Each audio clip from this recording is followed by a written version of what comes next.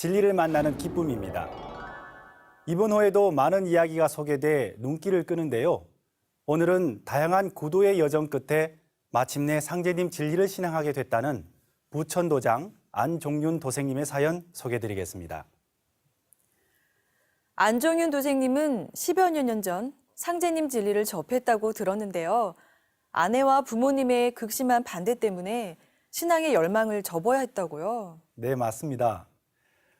안 도생님은 고등학교 3학년 시절 학력고사를 마친 후 서점에 방문했는데요. 도에 관심이 있으세요? 라며 말을 걸어온 사람을 따라갔다가 연락도 없이 새벽 2시가 넘어서야 귀가했다고 합니다.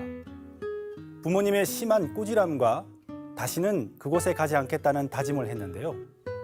시간이 흘러 수행단체에서 기수련을 하던 중 직장 생활을 하면서 알게 된 분으로부터 상제님 진리를 듣게 됩니다. 이후 증산도 안산 상록수 도장을 방문해 도전과 다양한 진리 서적을 구매했는데요. 그 책을 본 가족들이 안 도생님이 고등학교 때 접한 단체라 오해하면서 강력한 반대에 부딪혔습니다. 네, 그렇군요.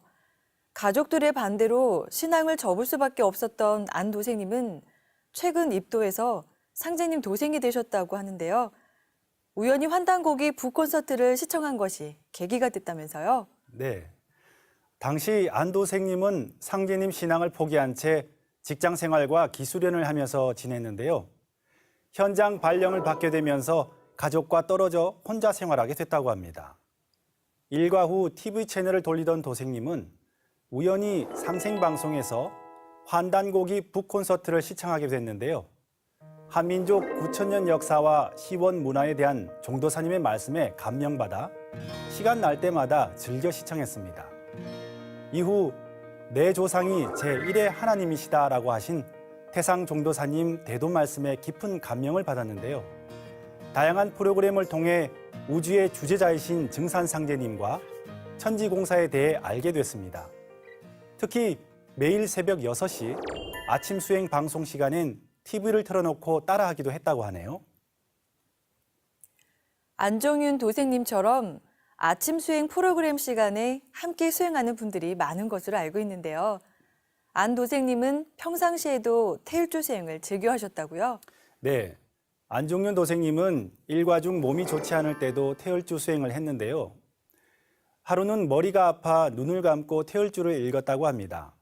그러자 눈앞에 나타난 시커먼 먹구름을 수많은 손바닥이 쳐서 사라지는 체험을 했는데요.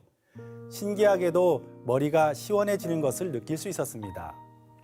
이후 더 이상 도장 방문을 미뤄선 안 되겠다 싶은 생각에 증산도 부천도장을 방문했는데요. 6월 25일 대전 태율궁에서 열린 도전 문화를 여는 천지보훈 대천제에 참석하면서 입도 공부를 시작했습니다. 집안의 반대는 여전했지만 상제님 도생이 되겠다는 결심을 막을 수는 없었다고 합니다. 종도사님께서는 깨달은 바가 없다면 헛 인생을 살다 가는 것이다 라고 말씀해 주셨는데요. 안 도생님의 사연에서 그 뜻을 새겨볼 수 있습니다. 안종윤 도생님이 일심으로 신앙에 열매 맺는 태일행랑이 되길 응원합니다.